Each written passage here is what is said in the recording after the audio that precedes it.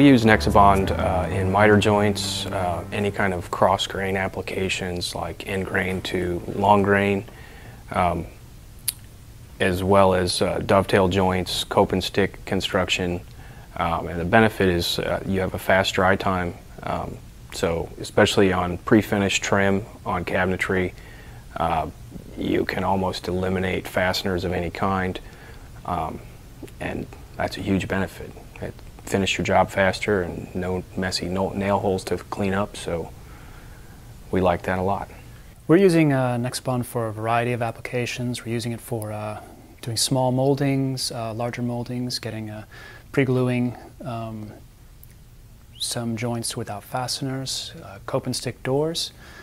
It cuts down on clamping time, it cuts down on space needed, fewer jigs, fewer setups, and it really saves a lot of time and energy.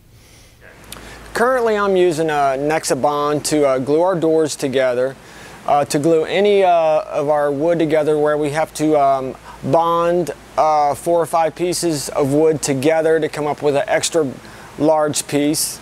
The benefits are I'm able, as soon as I clamp it up, I'm able to 5 minutes later start pulling it out of the clamps, continue working. I don't have to wait overnight like I used to have to do with our previous glue. Nexabond is great. I love it. My favorite application of Nexabond would most likely be trim work, especially small, really minute moldings where a fastener may split the wood or harm the wood. Nexabond, you can basically hold it in place for 30 seconds and you're done. Nexabond is also very good at repairs. It feeds into any blowout or small cracks that develop in machining wood, and those are generally large challenges for a woodworker to overcome. It's either fix it or make it over, which can sometimes be very costly, and it allows for very quick and easy fixes. Oh, it's helped us in a lot of ways. A couple of the ways would be time saver,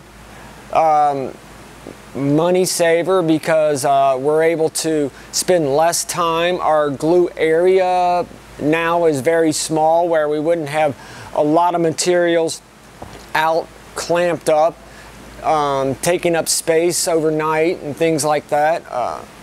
I would just say it's a great time saver.